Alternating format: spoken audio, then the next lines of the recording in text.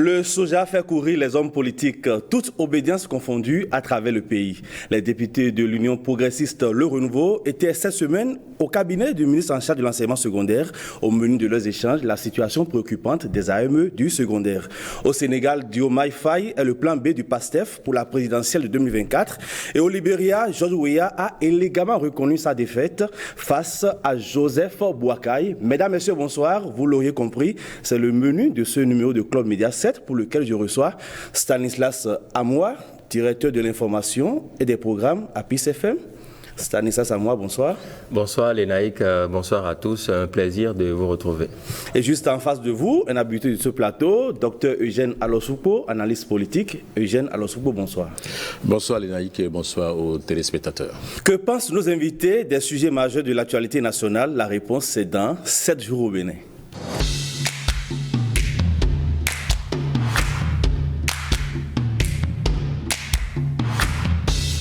Et je démarre avec vous, Eugène Alosupo. Le gouvernement a pris une série de mesures pour soulager les producteurs du soja.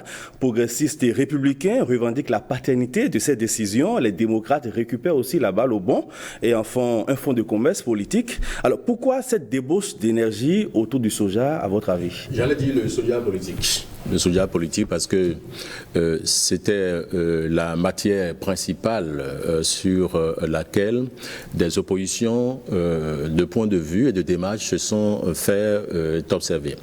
Vous avez souvenance qu'il y a quelques semaines, les députés du Bloc républicain, notamment dans le Septentrion, ont fait une tournée de contact avec leurs électeurs et au centre de ces séances-là, il y a une revendication principale, du moins une doléance des populations, c'est l'affaire soja. Le gouvernement béninois avait estimé, vu le tissu industriel qui a commencé par se développer, qu'il fallait contenir la production à l'interne. Naturellement, cela a un impact sur le prix, parce que les sojaculteurs estiment que le prix auquel ils vendaient à l'extérieur est plus élevé que le prix que le gouvernement béninois a fixé. Il faut donc comprendre que c'est une question d'intérêt. Et vous devez comprendre aussi que déjà en décembre 2022, quand on avait commencé la campagne des législatives, le soja était au centre des arguments politiques. Par exemple, dans la 8e circonscription électorale et ailleurs, dans d'autres circonscriptions électorales du Septentrion, où on a estimé que c'est un homme qui a décidé que les choses se passent ainsi, et ça a permis à d'autres d'être élus. C'était un argument fort. Alors, c'est heureux qu'on connaisse un dénouement pour le BR et le PR et un début de dénouement pour les démocrates, parce que tout le monde n'est pas au même niveau. Mais cette décision, fondamentalement, a été prise après la tournée des députés BR dans le Septentrion. Et d'autres députés aussi, d'autres partis aussi. Les députés UP vous diront peut-être le contraire. Non, oui. Bon, je parle de ce que j'ai vu. Il y a les députés UPR aussi, qui certainement ont évoqué la question face à leurs électeurs. À l'occasion de la tournée de réduction des comptes. J'ai vu le député Bian à Bembereke et dans certaines communes. Et le compte rendu qui en est sorti, c'est la doléance des sojaculteurs à ce que le gouvernement puisse revoir les choses. Ce qui est désormais fait. Ce qui est fait dans le sens de permettre aux sojaculteurs de mieux profiter de leur production. C'est vrai que l'esprit du gouvernement n'était pas, à mon avis, mauvais. C'est permettre aux industries qui sont en train de s'installer d'avoir de la matière première à exploiter.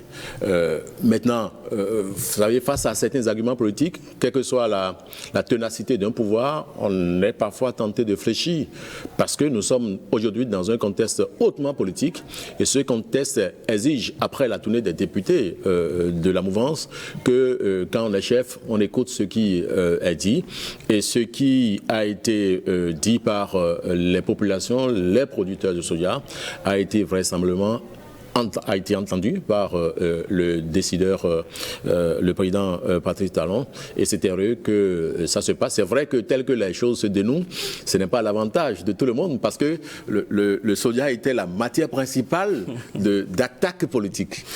Mais les choses vont doucement, même si les députés du Parti Les Démocrates ne se sentent pas toujours totalement satisfaits. Stanislas Amoah, votre regard sur ce ping-pong politique autour de la question du soja?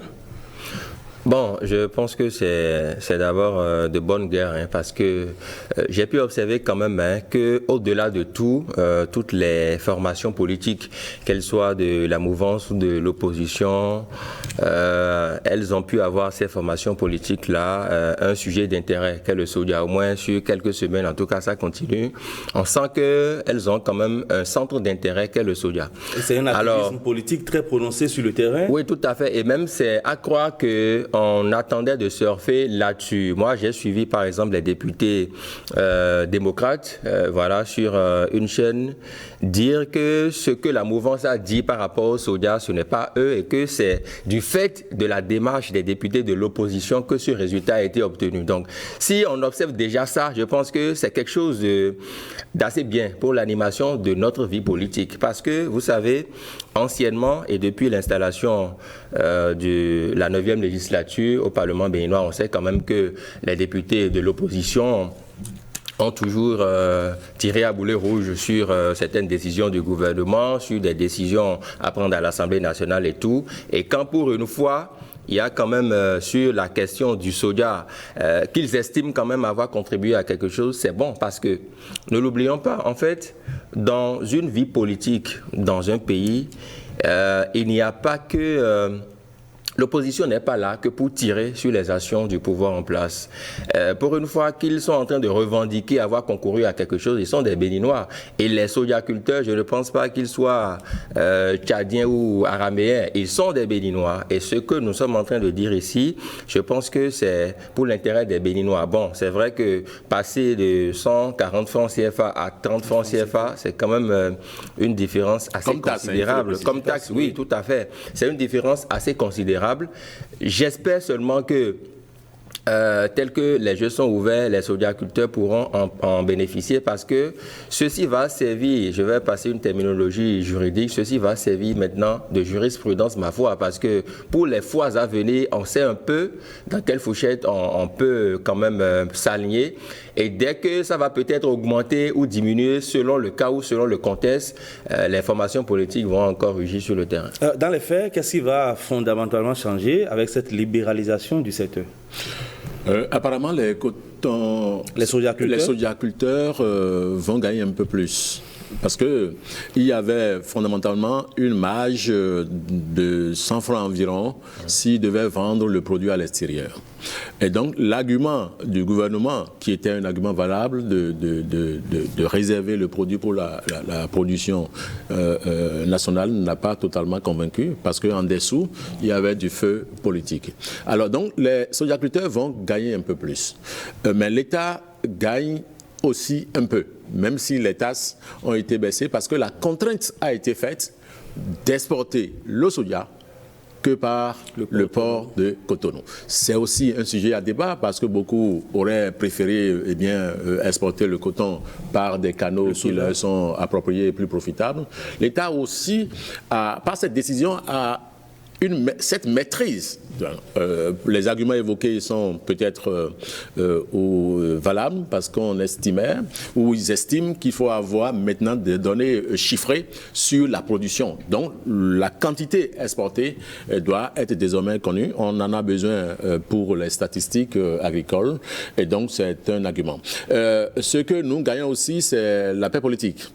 Hein? Du moins, la paix, parce que le soja qui fédère, le soja finit par tout le monde, les gens, les blocs politiques s'alignent, mais même s'ils ne viennent pas au même niveau, aujourd'hui, le gouvernement a lâché la machine, et la source des arguments anti-talon a commencé par tarir progressivement. Alors, les démocrates sujettent aussi l'extension de ces mesures à d'autres filières, comme le coton, le cajou, le karité. Oui, je pense que c'est une bonne chose. En fait, c'est sur ce chantier que moi, je voudrais voir les démocrates, en tout cas toute formation politique de l'opposition. C'est pour cela que dans mon premier propos, je rappelais qu'on n'est pas forcément là en tant qu'opposition pour tirer à boulet rouge sur tout ce qui se passe. Faire des propositions allant dans le sens du développement, oui. Étendre cette mesure à d'autres filières, c'est une bonne chose. Si tant est que cela va permettre à ces producteurs-là d'être épanouis dans leur travail. Donc, je pense que c'est de ça qu'il s'agit. Il faut qu'on arrête, dès lors que les batailles politiques sont rangées, il faut qu'on arrête de toujours chercher le cheveu sur la soupe et travailler développement. En fait, moi, je pense que les questions, bon, comme la proposition de loi d'amnistie et autres, peut-être qu'on y reviendra, il y a des questions vitales. Quand on dit un député, c'est un représentant du peuple. Donc, si vous allez là-bas, vous pouvez être mouvancier ou opposant, mais vous êtes représentant du peuple. Alors, quelles sont les aspirations du peuple que vous représentez? C'est à cela qu'un député doit s'atteler. Au-delà de tout le reste, ce n'est que folklore, politique et tout. Donc, l'extension, moi, je pense que c'est une bonne idée, mais il faudrait qu'ils ne prennent pas le bon bout. Parce qu'on a vu aussi qu'à l'Assemblée nationale, ils sont minoritaires, il faut le reconnaître. Il faut appeler un chat un chat. Donc, quand vous êtes minoritaire, si vous voulez que certaines de vos décisions ou certaines de vos aspirations soient mieux portées ou soient portées par l'ensemble que vous formez, vous devez pouvoir mener les démarches en amont pour que vous ne soyez pas une petite voix dans toute la masse, ce à quoi on assiste aujourd'hui. Alors, étendre la décision à d'autres filières, c'est relatif. Vous savez, nous avons de plus en plus au Bénin un certain nombre d'industries qui s'installent.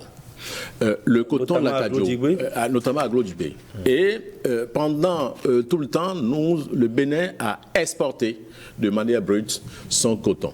Il est décidé désormais d'installer des unités industrielles qui t'a transformé directement. Moi, j'ai vu un véritable changement de paradigme. Ça fait plaisir que je vois dans certains supermarchés des t-shirts béninois. Marqués Bénin. C'est joli, c'est bien fait. Ça n'a rien à envier à ce qui se fait à l'extérieur, ce que nous achetons à l'extérieur. Et donc, mais ce sont des jeunes qui vont travailler dans ces industries-là. Chacun de nous doit pouvoir situer là où il y a ses intérêts. Le fait de transformer le coton à l'interne ou l'acajou à l'interne permet à ces industries qui vont payer des taxes à l'État, qui sont installées, qui emploient des jeunes, eh bien, de produire des marques béninoises. C'est à l'honneur de l'industrie béninoise. Les intérêts particuliers ne doivent pas prévaloir sur les intérêts communs. Vous avez dans la zone de Glo-Djibé, vous avez des milliers de jeunes qui travaillent dans qui ont été formés, toujours par des projets financés par le vecteur de réduction du chômage. Vecteur de réduction du chômage. Nous ne pouvons pas continuer à fonctionner comme autrefois. Nous devons bien rentrer dans la démarche industrielle. Ce n'est qu'un pas qui a été fait. Quant à la GDIZ, on peut avoir d'autres zones industrielles ailleurs dans notre pays. Ça permet aux jeunes de se faire employer. Et aujourd'hui, ce n'est plus une question de je suis allé à l'école, j'ai la licence, tout ça. Aujourd'hui, il y a une politique de gouvernement à travers différents projets qui permet à ces personnes qui n'avaient jamais été à l'école et qui ont plus le BEPC, eh bien, d'être formées à des métiers, d'être employés sur des machines électroniques pour une insertion professionnelle, pour améliorer l'employabilité de ces jeunes-là. Donc, c'est à l'actif de nous tous. Il ne sert à rien d'être père de famille et d'avoir des jeunes que vous nourrissez avec vos pensions. Ça ne sert à rien. Donc, étendre la décision du soja au coton et à l'acajou, c'est souhaitable, mais les conséquences ne nous arrangent pas, n'arrangent pas l'économie nationale. Il faut donc relativiser. Il faut relativiser. Alors, nous allons quitter maintenant les champs de culture pour les salles de classe. Vous avez suivi l'actualité au cours de la semaine. Une délégation des députés de l'Union progressiste Le Renouveau était au cabinet du ministre en charge de l'enseignement secondaire. Ces députés se préoccupent de la situation des AME du secondaire. Stanislas Samoa. Oui, je pense que c'est une bonne démarche parce que, vous savez, la question des AME a toujours été une question épineuse, qu'on le veuille ou pas, parce que leur situation n'est pas tant clarifiée qu'elle ne l'est actuellement. Même ceux-là qui sont concernés, ceux-là qu'on appelle voilà, de façon globale AME, ne maîtrisent même pas la situation dans laquelle ils se retrouvent eux-mêmes. Moi, je discute avec des amis qui sont AME et qui ne savent pas en réalité à quelle sauce ils sont mangés ou ils seront mangés d'ici les prochaines années. Parce qu'à un moment donné, il y avait des batailles concernant, par exemple, le nombre de mois de rémunération. C'est passé de 9 à, je crois, 11. Ils ont dit 11, voilà. Et puis, bon, après, on n'est pas toujours satisfait. On veut encore avoir mieux. Donc, si les représentants du peuple, les élus de la nation, prennent sur eux de faire une démarche en faveur des AME, c'est une très bonne chose. Mais une fois encore, moi je me dis qu'il y a des questions sur lesquelles on doit sentir le béninois et non le mouvancier ou l'opposant. Ce sont des questions vitales. Ce sont des questions de développement. L'AME est-il béninois ou pas? On ne veut pas savoir s'il soutient une formation politique de la mouvance ou de l'opposition. Donc moi j'aurais suggéré, de la même façon que je l'ai dit à l'endroit des députés de l'opposition, que des démarches comme ça soient collectives ou collégiales, que ça parle à l'Assemblée nationale, qu'il y ait un sursaut d'orgueil, qu'on prenne une couche de la société, qu'on se dise, oui, les AME, qu'est-ce que nous en disons? Quelles sont les démarches que nous allons mener? Et puis, comme un seul homme, les députés se lèvent et prennent des initiatives. Ça va soulager parce que moi, je vois au-delà des démarches qui sont menées, des objectifs politiques. Ce qui fondamentalement ne nous arrange pas sur tout. Objectif politique, on va y revenir. Eugène Alosoukpo, vous qui êtes spécialiste des questions parlementaires, cette démarche, c'est une première apparemment. Il est notamment question de l'amélioration des conditions de vie et de travail des AME. Les échanges ont surfé sur la jeunesse du programme, le déploiement, le quota horaire, la gestion administrative et surtout le reversement. Démarche une première, je ne suis pas sûr parce que le règlement intérieur de l'Assemblée nationale offre des possibilités aux partis politiques, aux groupes parlementaires représentés ou aux députés de descendre sur le terrain à travers cette question des par rapport à toute question nationale. Maintenant, je suppose que la démarche entreprise par l'UPR est une démarche personnelle. Alors, AME, c'est aspirant au métier de l'enseignement. Et il y en a dans tous les trois ordres, au primaire, au secondaire et désormais au supérieur. Alors, nous sommes conscients que c'est une question qui touche une frange importante de la population. Non seulement ceux-là que nous appelons les AME, mais ceux-là sur qui ils interagissent, parce qu'il s'agit de nos enfants. De l'avenir de demain. De l'avenir de demain. Donc c'est une question aussi importante qui pourrait susciter une préoccupation au sein d'un parti politique. Et donc c'est une démarche qui rentre dans une ligne. Il ne faut jamais oublier que l'UPR est un parti politique. Ne l'oublions pas. Mais ils sont dans une démarche de s'intéresser à une question hautement sociale qui impacte une frange importante de la population. Ce qui me paraît important, c'est l'évolution de la situation, c'est travailler à l'évolution de la situation sociale de ceux-là qui sont concernés, ceux-là que nous appelons les AME. Ils étaient au départ, avant cette rentrée-là, à 9 mois de salaire.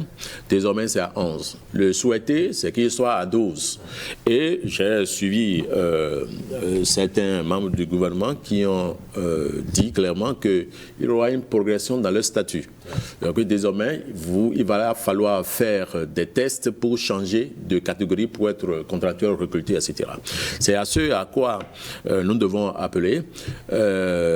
Sans les AME aujourd'hui, le système éducatif béninois pourrait se sentir totalement déséquilibré. Ils apportent de l'énergie, ils apportent du souffle au système éducatif dans tous les trois ordres et C'est une question de démarche, c'est une question progressive, et il n'est pas accusé un parti politique de s'intéresser à une question sociale. Vous évoquez les calculs politiques qui sous-tendent peut-être cette démarche. Les enseignants constituent une grande masse du bétail électoral. C'est donc normal que les parlementaires élus du peuple puissent plaider en leur faveur. De cette défense dépendra peut-être leur réélection en 2026. Ouais, 26. Possiblement, et c'est ce que je disais. En fait, vous savez, un peu comme pour le soja, parce que quand ça va prospérer, qu'est-ce qu'on dira? Qu'est-ce que nous sommes en train de dire ici et sur cette émission? C'est que les députés UP, le renouveau, sont allés. En fait, c'est ça que moi je refuse. Les députés de la nation sont allés voir le ministre. C'est de ça qu'il s'agit. Même dans les grandes démocraties, voilà, on a envie de les copier, il faut suivre le modèle jusqu'au bout. Quand il s'agit de certaines questions, on ne voit ni mouvancier ni opposant. On voit le représentant du peuple. Il faudrait qu'on en arrive à cette culture politique-là au niveau de nos hommes politiques aussi. C'est assez important, c'est assez fondamental.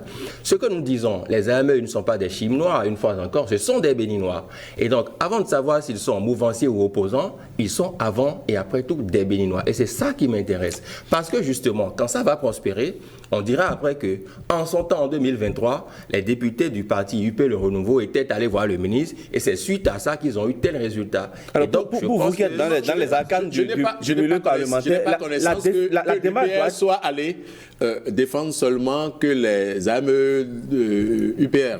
C'est pas évident. Ils sont... La démarche doit être forcément collégiale. Non, on n'a pas besoin. Vous savez, vous avez de grands partis au Bénin qui peuvent prendre d'initiatives eux-mêmes. Donc, on n'est pas obligé. Ils n'ont pas les mêmes agendas, ils n'ont pas les mêmes priorités. Donc, si l'UPR estime que sa priorité, c'est de s'intéresser aux questions relatives aux aspirants au métier de l'enseignement, concédons-lui ça.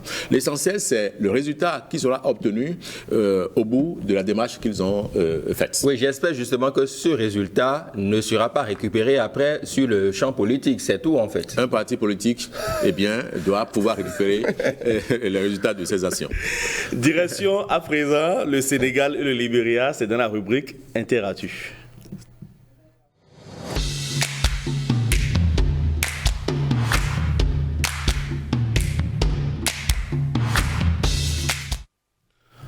Embourbé dans un feuilleton politico-judiciaire interminable, de jour en jour, les chances d'Ousmane Sonko s'amincissent. Son parti, le PASTEF, a donc décidé d'adopter un plan B. Diomaye Faye est désormais le candidat du parti. Mais chose curieuse, lui aussi, il est en détention préventive. C'est une solution handicapée. Handicapée parce que, vous savez, Sonko, le président Macky Sall a décidé de finir avec lui et il est en train de réussir sur ce chemin-là. Alors, PASTEF, parti dissous, il faut le préciser, s'efforce de se trouver un candidat. Malheureusement, ce candidat et de collecter les parrainages. Mais malheureusement, le candidat Faye est lui-même en prison. Ça veut dire qu'il n'est point utile d'avoir de candidat. C'est peut-être un effort. C'est vrai, c'est un challenge politique pour le PASTEF et pour Ousmane Sonko, mais c'est aussi une façon de ne pas se laisser mourir totalement, de montrer qu'il y a la volonté d'être candidat et que ce sont les juridictions sénégalaises qui ont pris des décisions qui ont empêché Sonko d'être candidat. Vous savez, c'est la force. Ce que nous voyons au Sénégal, c'est la force d'un régime présidentiel. On ne peut pas accepter, si vous êtes un opposant et que vous acceptez tel qu'il a fait, de braver le pouvoir, de faire des mouvements populaires contre les forces de l'ordre. Vous savez, on peut décider d'arrêter votre mouvement. C'est ça qui a été fait. Voilà un jeune qui avait tout l'avenir politique devant lui et on a dû trouver, je mets en griffe, cette affaire d'une jeune fille, masseuse ou quoi, pour l'arrêter. C'est malheureux. Parce que, vous savez, il y a de ces jeunes-là sur le continent qui ont la force et l'expression, comme d'autres en Côte d'Ivoire ou ailleurs, qui vont porter les générations actuelles et futures. Maintenant, sa course va s'arrêter. Même s'il y a dénouement de la situation, ça sera bien après la présidentielle. Il pourra sortir, mais il faudra attendre 5 ans pour reprendre. Et celui qui sera élu ne va pas baisser les bras parce qu'il sera réélu. Donc Sonko rentre dans une chaîne d'espoir pour 10 autre année et peut-être que d'autres leaders jeunes vont émerger au Sénégal, quitte à lui ravir la vedette. Diomaye Faye, 43 ans, a-t-il l'étoffe nécessaire, la carrure, la posture, la célébrité, la notoriété d'Ousmane Sonko? Ce choix, pas de défaut, a-t-il des chances de prospérer? Non, je serai péremptoire. La réponse est non, puisque déjà la figure de pour Ousmane Sonko a eu tous les problèmes du monde. Ce n'est pas Diomaye Faye qui va s'en sortir, à moins d'un miracle. On ne sait jamais. Mais moi, je questionne au-delà les combats politiques qu'on mène. Vous savez, Ousmane Sonko a défendu une idéologie formidable. Il a été de tous les bons combats. Oui, il a voulu restaurer ce qu'il appelle la démocratie, les droits humains, les droits de la jeunesse et tout. Mais son combat a manqué d'intelligence et de finesse. Parce que quand vous combattez un régime comme celui de Macky Sall, c'est que vous devez avoir non seulement un plan B, mais un plan C, un plan D, jusqu'à un plan X. Parce que justement, c'est quelqu'un, Eugène Alosupo l'a dit, c'est une machine en fait qui est en place. Une machine à plusieurs inconnus. Vous allez sur un tableau, il vous sort une autre recette. Et c'est de ça qu'il s'agit. Je pense que quand vous avez été incarcéré pour des raisons qu'on sait, et j'ai même envie de dire qu'il a un destin à la Dominique Strauss-Kahn. Voilà, donc quand vous voulez être candidat à des choses sérieuses sur notre continent, éviter les centres de massage. Bon, j'ai tout fait de fermer la parenthèse. Alors, c'est pour dire que quand il a fini, et qu'il sait qu'il a fini, il cherche au niveau de son parti quelqu'un qui est d'abord en liberté. Parce que, et j'aime bien l'expression de Eugène Alosupo, c'est une solution handicapée parce que la personne est en détention. Vous voulez qu'il fasse quoi? Ousmane Sonko, on connaît son aura, on connaît son parcours, on connaît sa notoriété qui va même au-delà des frontières du Sénégal, là d'accord. Mais Faye, franchement, il n'a pas l'étoffe nécessaire. C'est une solution perdue d'avance. Et Ousmane Sonko aurait mieux fait de choisir quelqu'un d'autre dans son parti qui est déjà dissous. Donc, il aurait mieux fait peut-être de trouver sur l'échiquier politique du Sénégal une autre moyen de reconstituer une formation politique, peut-être après l'élection de 2024. C'est une affaire de confiance aussi. Non, vous savez... D'affinité. Oui, quand vous êtes déjà dans une certaine position, on dit souvent vulgairement chez nous en Afrique que celui qui est par terre n'a plus peur de tomber. Ousmane Sonko est par terre. Et là, il ne doit plus avoir peur de tomber. S'il doit repartir sur de nouvelles bases pour préparer les échéances après 2024, qu'il le fasse. Parce que là, maintenant, à moins d'un miracle, le régime Macky Sall va décider de son sort et son sort est déjà décidé. Donc, il doit faire profil bas, chercher quelqu'un qui est en liberté, histoire de remobiliser la masse. Parce que tout part de la remobilisation de la masse. Vous ne pouvez pas être en prison et donner des mots à ceux qui sont en liberté, ils ne vont pas vous suivre. À la différence d'Ousmane Sonko et Diomaye Faye en détention préventive, son dossier n'est pas encore ouvert, donc il pourrait battre campagne depuis la prison. Vous donnez quelle chance? C'est l'un des arguments évoqués. On fait par les réseaux sociaux, c'est ça? Je ne fais que rapporter, voilà, ce que dit le Pastef. Vous savez ce que vaut une campagne présidentielle. C'est une campagne présidentielle en Afrique. Le contact compte beaucoup. Il faut parcourir la région, il faut parcourir Monts et Vallées pour parler aux populations, pour faire des meetings de nuit. En prison, on est totalement réduit. Je me répète, c'est peut-être une façon pour le Pastef de se montrer vivant. En dehors de ça, il n'y a plus rien. C'est une solution qui a trop de limites. On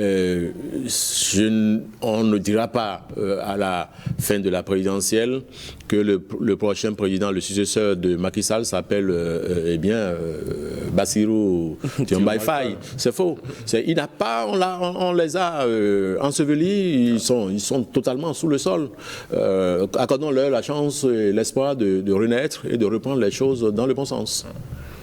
Les contradictions juridiques s'entremêlent et s'entrechoquent, comme l'avait évoqué Eugène Alosupo. Le Pastef a été dissous dans un passé très récent. Mais comment se fait-il que ce même parti positionne encore un candidat? Non, en fait, déjà, le positionnement du candidat, moi, ça m'a posé problème. Parce que je me dis, mais est-ce que Ousmane Sonko, on ne va pas quand même, on lui reconnaît une certaine intelligence dans la démarche. Est-ce que quelque part, quelque chose n'a pas véritablement marché, parce qu'il ne peut pas dans ces conditions-là même proposer un candidat qui est en détention. Ça, déjà, le bas blesse. Maintenant, proposer un candidat, d'accord, dans quelles conditions, avec quel arsenal juridique, ça tout le monde le sait.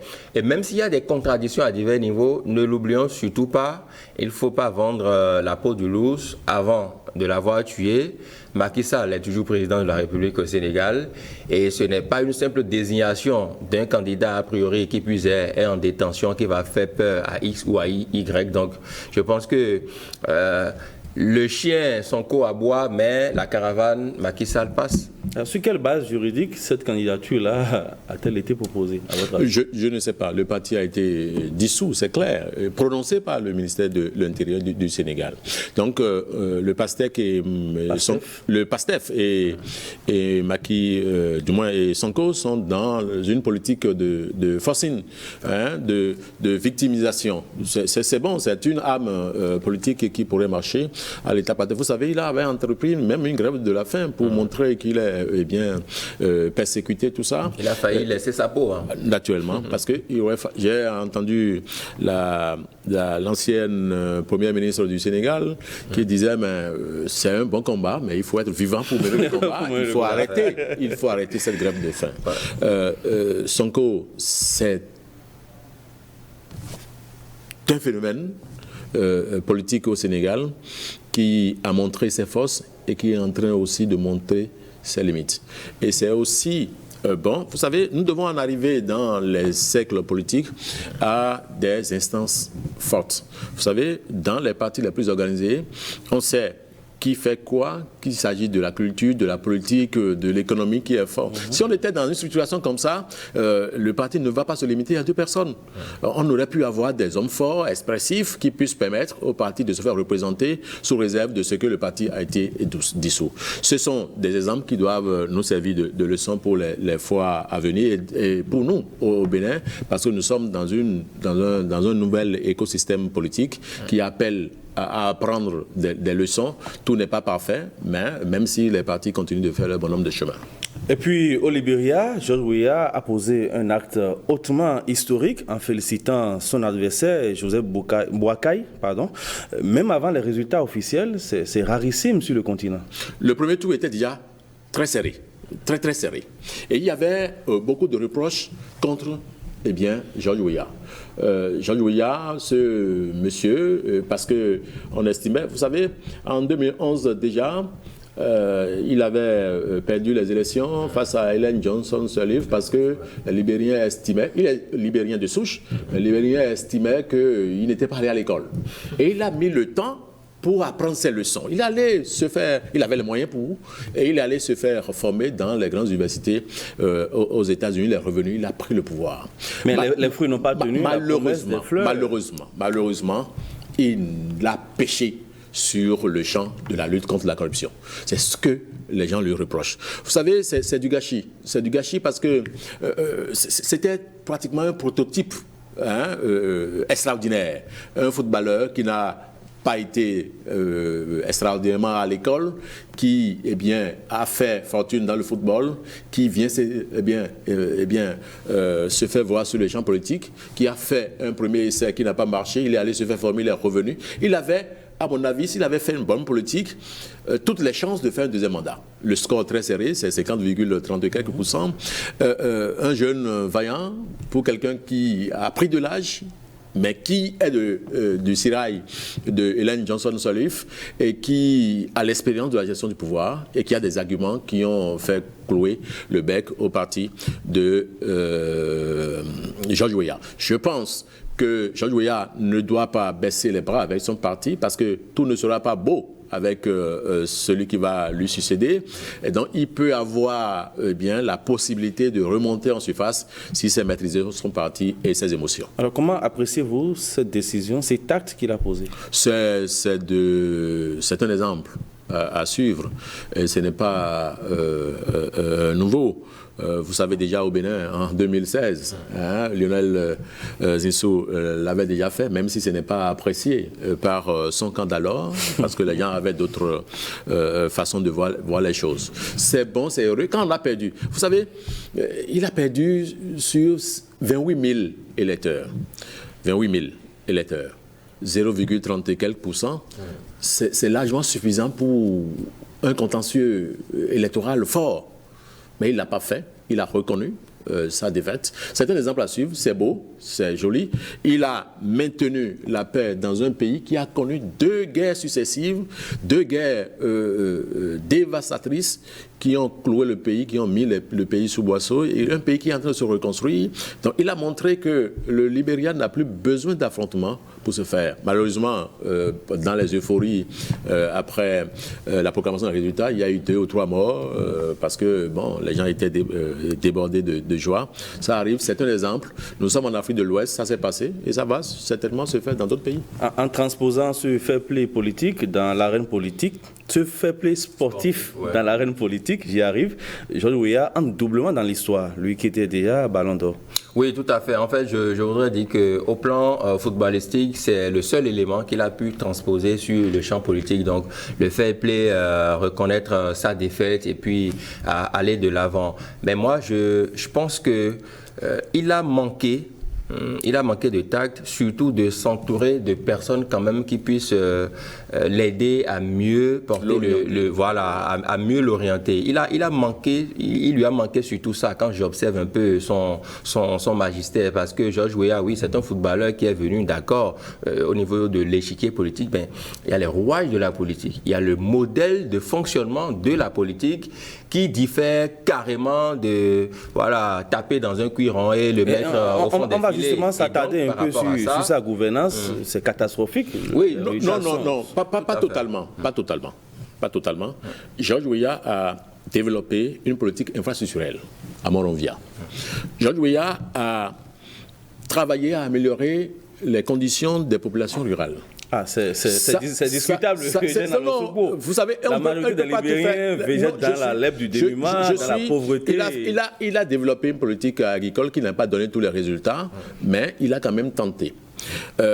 Malheureusement, son régime a commencé par prendre de l'eau de toutes parts à partir du moment où les Américains ont dénoncé son directeur de cabinet comme étant au centre d'un grand système de corruption.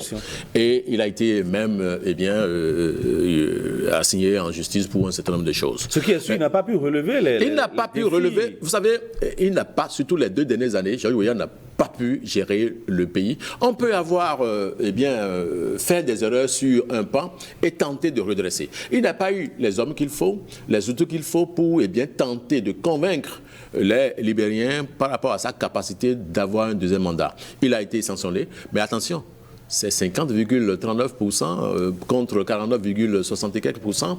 Vous avez un pays qui est divisé en 2, totalement divisé en 2, et les hommes politiques doivent pouvoir prendre en compte ce facteur-là, quitte à ne pas aller loin dans leur façon de voir les choses. Parce que c'est un pays déjà fragilisé par 2 guerres, donc il faudra surfer. Il y a des gens aujourd'hui, quoi qu'on dise, seront toujours du parti de Georges Weah, et les autres qui seront du parti de celui qui est élu. Donc, il y a des limites à ne pas franchir. Et vous savez, à côté de Libéria, il y a la Sierra Leone. La dernière fois, ça a été très dur sur le plan électoral parce qu'il y a de la contestation. Vous avez la Côte d'Ivoire qui est à côté. Vous avez d'autres pays qui sont autour.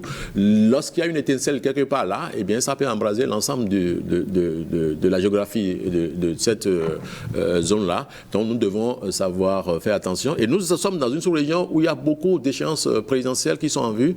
Et chacun de ceux-là qui sont au pouvoir et de ceux-là qui ont envie de prendre le pouvoir doivent savoir raison garder. Et en bon sportif, il prend déjà rendez-vous pour la présidentielle prochaine. Oui, justement, en fait, c'est ce que je voulais dire. Il est jeune politiquement, qu'on le veuille ou pas, et donc il a toutes les chances de rebondir. Mais qu'il tire les leçons, parce que pour moi, il a échoué à 2 niveaux. Le premier, c'est qu'il s'est très mal entouré, parce qu'en tant que chef de l'État, vous avez tout le loisir de vous entourer de bonnes personnes, même de compétences extérieures. Suivez mon regard, vous pouvez aller dénicher partout sur la planète pour venir vraiment renforcer les choses à l'interne. Il n'a pas su faire ça. Donc franchement, il a échoué.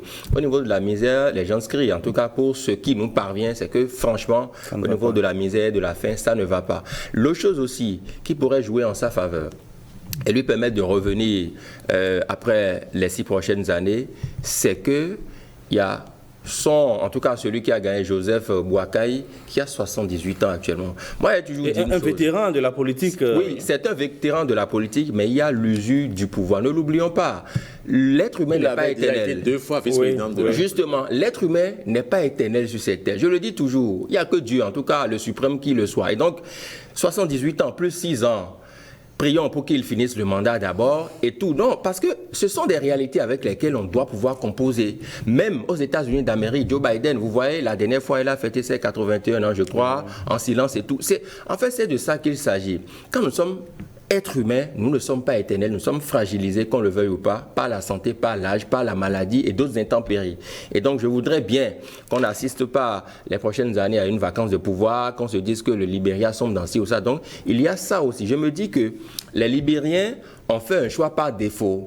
Voilà, Joseph Boakai, bon, à défaut de George Weah, ramenons Joseph Boakai pour voir ce qu'il... Donc, en fait, pour moi, c'est un choix par défaut.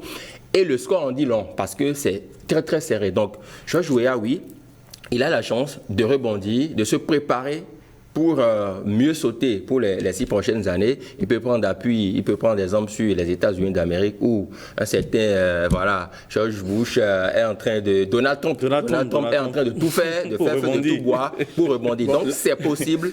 Et donc l'âge n'est pas une limite aux ambitions politiques. On ne peut pas empêcher quelqu'un qui a déjà fait 2 mandats de vice-président d'avoir une ambition, quel que soit son âge, pour être président de la République. Il a été. S'il il s'aime et qu'il a la mesure des choses, je pense que s'il réussissait à finir ce mandat, il ne devait plus être candidat. Alors, quelles sont les conclusions que Weah doit tirer pour l'avenir, pour son avenir politique? Que le football et la politique ont des traits communs, mais ont beaucoup de différences. Et qu'on a beau être populaire, il faut répondre aux aspirations du peuple. Le peuple est exigeant sur des bords, et lorsque le peuple a faim, que les gens autour de vous s'enrichissent illicitement, quand le peuple veut décider, il décide dans le mauvais sens pour soi. Dernière ligne droite de cette émission, Potin de la Toile.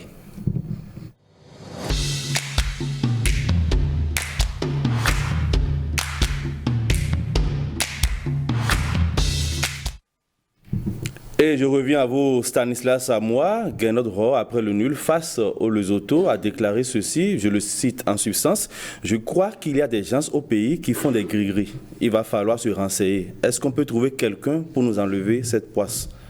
Fin de citation. Je n'ai pas voulu trop aller dans le développement. Vous avez suivi les commentaires sur la toile. Que pensez-vous de cette déclaration de l'entraîneur?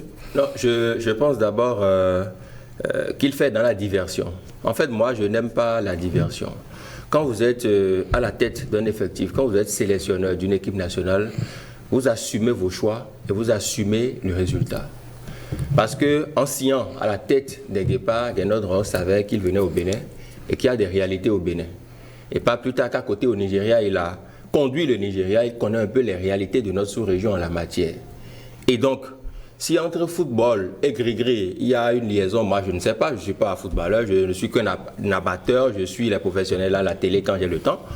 Mais je pense que vouloir justifier l'inefficacité criarde de ces attaquants, la maladresse devant les buts, par un phénomène, je ne sais pas, métaphysique, parce que franchement, je ne suis pas boologue, c'est carrément deux choses différentes. Même si je n'exclus pas qui puisse avoir ces réalités-là parce que nous sommes en Afrique, nous sommes au Bénin, d'accord. Mais un professionnel, un tacticien qui a conduit des sélections en Afrique et sur le plan européen, qui vient au Bénin, justifier un match nul ou une défaite par une affaire de gris-gris, franchement, ça sort de l'entendement. Je me demande simplement s'il n'est pas en train de faire de la diversion pour que les Béninois oublient ces performances qui sont pour moi piteuses déjà, parce que franchement quand vous n'arrivez pas à gagner, il faut vous débarquer, c'est aussi simple que ça. Au niveau des grandes sélections, on le fait. Et il y a même des sélections qui arrivent à gagner des coupes et quelques semaines après on débarque le sélectionneur parce qu'on estime qu'il est arrivé au bout d'un challenge et qu'il n'y a pas meilleur challenge à remporter pour lui que ce qu'il vient de remporter. Donc il y a aussi ça. Il faut pouvoir tirer les conclusions. Parce qu'il nous avait dit quand il venait qu'il se prépare pour le mondial 2026, c'est mal embarqué déjà. Je ne sais pas quel autre argument il va trouver parce qu'après le mondial 2026, je ne pense pas qu'il puisse nous projeter au niveau du mondial 2030. Donc on cherche des arguments pour faire diversion. Franchement, sur la question, je pense qu'il a manqué le coach. Moi, j'aurais aimé qu'ils disent que sa tactique n'a pas marché, que les joueurs qu'il a convoqués n'ont pas répondu à ses attentes et qu'il va tout faire avec son staff pour corriger le tir plutôt que de trouver l'argument de Gris-Gris, qui, je le rappelle une fois encore, est une réalité, mais il n'en a pas les preuves. Évoquer l'intervention des forces de l'ombre sur les résultats, réaction et appréciation.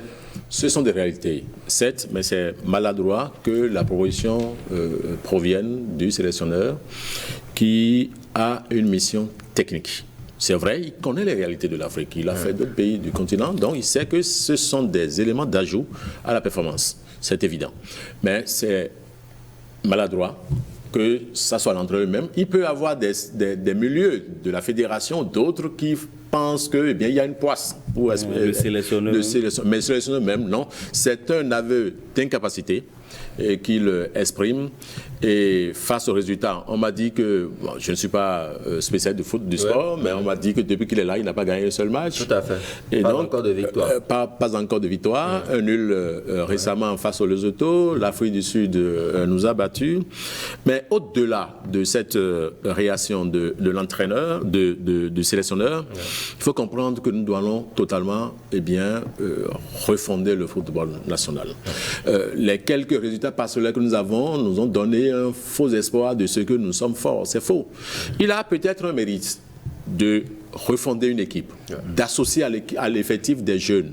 C'est un travail. Et il y a même des moments où des jeunes ont marqué des buts, même à l'extérieur. C'est déjà bon. Si la mission confiée à ce sélectionneur, c'est de refonder l'équipe nationale, eh bien, nous comprendrons qu'il a besoin du temps pour y aller.